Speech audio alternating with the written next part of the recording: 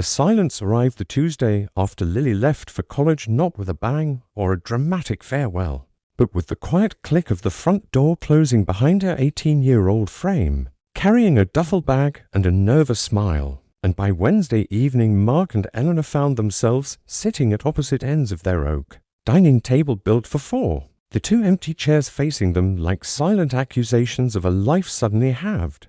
The salt shaker still positioned precisely where Lily had left it beside her plate, the ghost of her laughter lingering in the overhead light that now fell too bright for just two people who had spent 22 years orbiting a child, and had forgotten how to orbit each other without a gravitational pull, holding their marriage in alignment. Mark filled the silence with work, staying late at the architecture firm until the office cleaners began rolling trash bins down the hall, volunteering for weekend site visits to suburban developments, where he could lose himself in blueprints and structural calculations that demanded precision, but required no emotional navigation, while Eleanor wandered their three-bedroom house like a museum curator after closing hours, folding laundry that no longer included tie-dye t-shirts, and soccer socks watering the fiddle-leaf fig Lily had named Steve in 7th grade, pausing outside her daughter's bedroom door each afternoon as if waiting for the sound of pop music bleeding through the wood,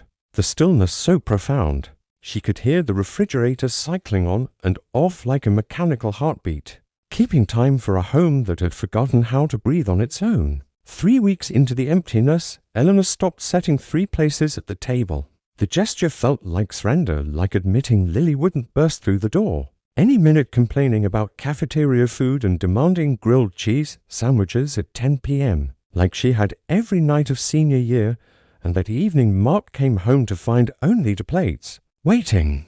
The absence of the third so visceral he stood frozen in the doorway for 47 seconds, counting the cracks in the ceiling plaster, before sitting down to eat spaghetti.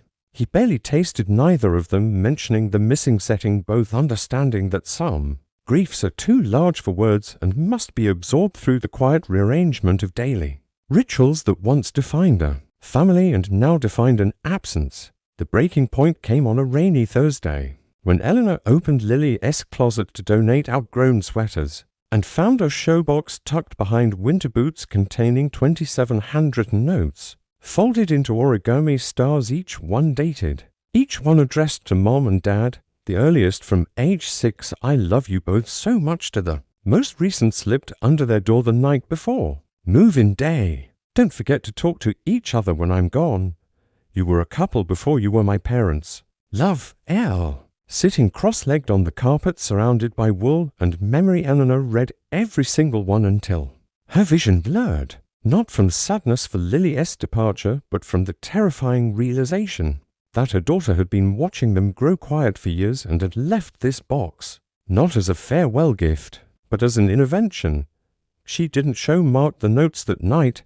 Instead, she waited until Friday after dinner, when he reached automatically for his laptop and said 3 words she hadn't spoken in 18 months. "Let us take a drive."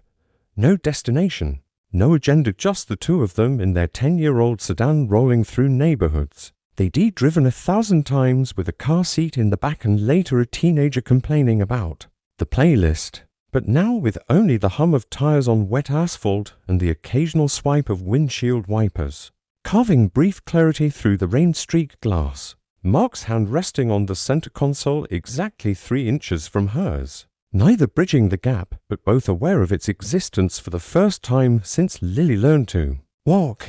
Somewhere past the 24th mile on a county road lined with oak trees heavy with autumn rain, Eleanor spoke without turning her head.